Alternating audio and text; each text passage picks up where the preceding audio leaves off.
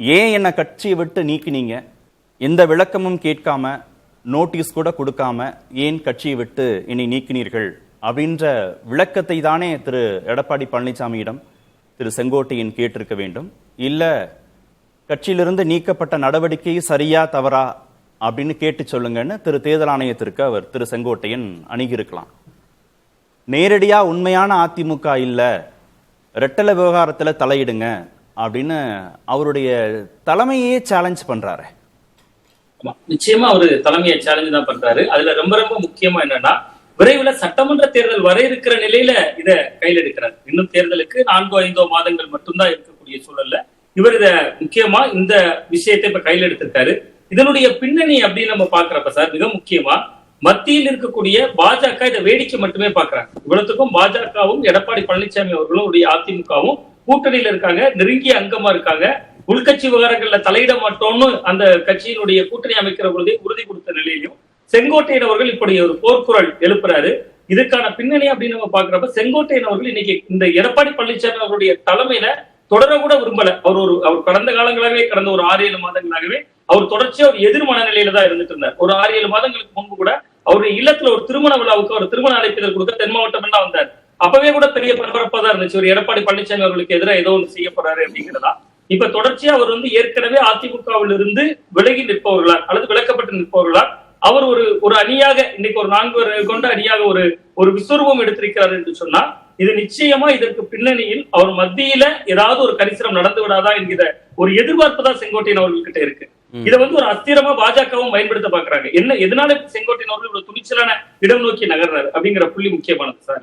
நீங்க கேட்டதை போல அவர் தலைமையில இருந்து விளக்கம் தான் கேட்கணும். அவர் என்ன ஏன் நீக்கினாங்க என்றுதான் தேர்தல் ஆணையத்துல கேட்கணும். ஆனா அவர் நேரடியா இரட்டை இலை சின்னம் தொடர்பான விவகாரத்துக்குள்ளே போறதுக்கு மிக முக்கியமான காரணம் என்னன்னா, தேர்தலுக்கு இன்னும் சில மாதங்கள் இருக்கக்கூடிய நிலையில பாஜகவோடு ஒருவேளை கூட்டணி பேச்சுவார்த்தை நடத்துகிற பொழுது பாஜக ரொம்ப ரொம்ப குறைவான தொகுதிகளை வாங்க வேண்டிய நிர்பந்தம் ஏற்பட்டுச்சுன்னா, அந்த சூழல்ல செங்கோட்டையன் போன்றவர்களை ஆயுதமாக பயன்படுத்துவதற்கான ஒரு வாய்ப்பு இருக்கு. அதனாலதான் அவர் ஒரு பெருத்த நம்பிக்கையோடு செங்கோட்டையன் தரப்பினர் ஒரு தேர்தல் ஆணையத்தை நேரடியா அணுகிறாங்க. உள்ளபடியே பார்த்தோம்னா இன்னைக்கு ஒரு அந்த கட்சி மிகவும் சிக்கலான ஒரு காலகட்டத்தில் இருக்கு. அவர் வெளியில் இருந்த போது கூட அவர் ஒரு ஆதரவான குரல்ல என்னை மீண்டும் எங்களெல்லாம் இணைக்கணும் என்கிற குரல்ல கூட அவர் பேசல.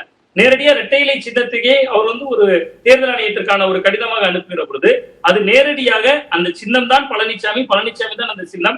அந்த சின்னம் இல்லாவிட்டால் எடப்பாடி பழனிசாமி அவர்கள் ஒண்ணுமே இல்ல, நிர்மூலம் என்பதை போல அவர் ஒரு ஸ்டாண்டுக்கு நகர்றாரு இன்னைக்கு செங்கோட்டையன் அவர்கள். இல்ல என்ன கேள்வி வருதுன்னா, திரு எடப்பாடி பழனிசாமி கூடுதல் தொகுதிகள் கேட்பதற்கு, அவருக்கு நெருக்கடி கொடுப்பதற்கு திரு செங்கோட்டையனை ஒரு டூலா பயன்படுத்துறாங்க பாஜகன்னு நீங்க சொன்னீங்கல்ல. இதுல பாஜகவுக்கு கூட லாபம் கிடைக்கட்டும், திரு செங்கோட்டையனுக்கு என்ன இறுதியில லாபம் கிடைச்சிட போகுது? அவர் டூலா பயன்படுவார், சரி, என்ன வெற்றி அவருக்கு?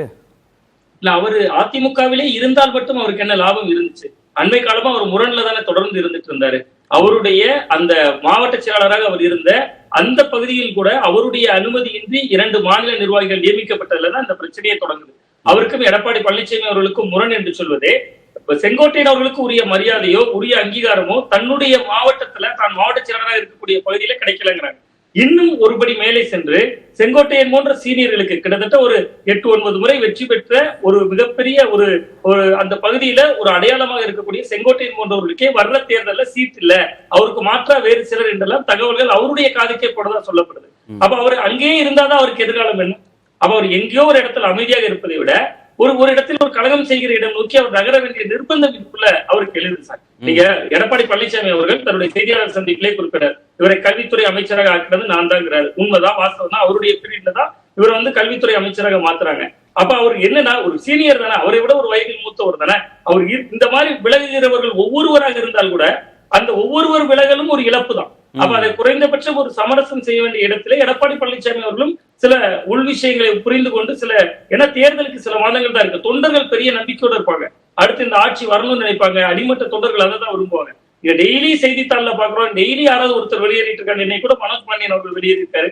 இப்படி தொடர்ச்சியாக வெளியேறுகிற பொழுது கீழ்மட்ட தொண்டர்கள் மத்தியில் அது ஒரு எதிர் மனநிலையை உருவாக்கும்.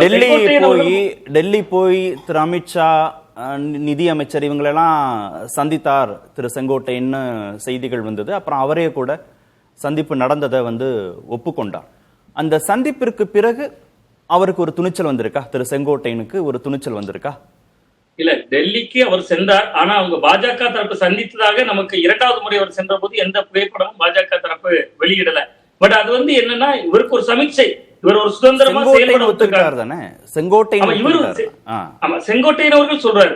செங்கோட்டையன் அவர்கள் சொல்றாரு, சாதாரணமா ஒரு அமித்ஷா அவர்களை யாராவது சந்தித்தா, ஒரு ஒரு மிகப்பெரிய ஒரு பொறுப்பில் இருக்கக்கூடியவரை சந்தித்தால் அவர்கள் தரப்புல இருந்தும் இவர்கள் எங்களை சந்தித்தார்கள் என்கிற ஒரு செய்தி குறிப்போ ஒரு குறைந்தபட்சம் ஒரு பேஸ்புக், ட்விட்டர் போன்ற பதிவுகள்ல வெளியிடுறதா இருக்கும். பட் இதுக்கு பின்னால பாஜக இருக்கு. பாஜக வேடிக்கை மறுக்கவும் இல்ல.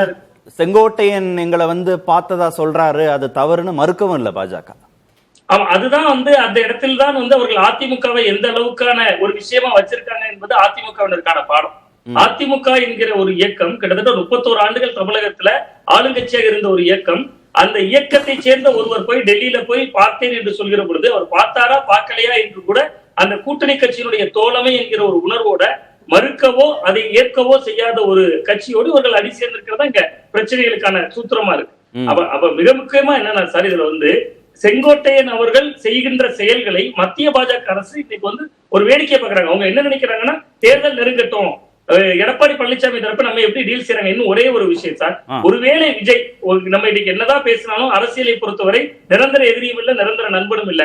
ஏதோ ஒரு சமரசத்துல அதிமுகவும் விஜயும் ஒரு புள்ளிக்குள்ள வந்தா எங்க தன்னோட முக்கியத்துவம் ரொம்ப குறைஞ்சிருமோங்கிறதுனால அந்த இரட்டை இலை, தேர்தல் ஆணையம், வழக்குகள் இதையெல்லாம் வைத்திருந்து ஓபிஎஸ் உள்ளிட்ட பலரையும் வைத்திருந்து பாஜக தொடர்ந்து பிளே பண்ணிட்டு தான் இருக்காங்க.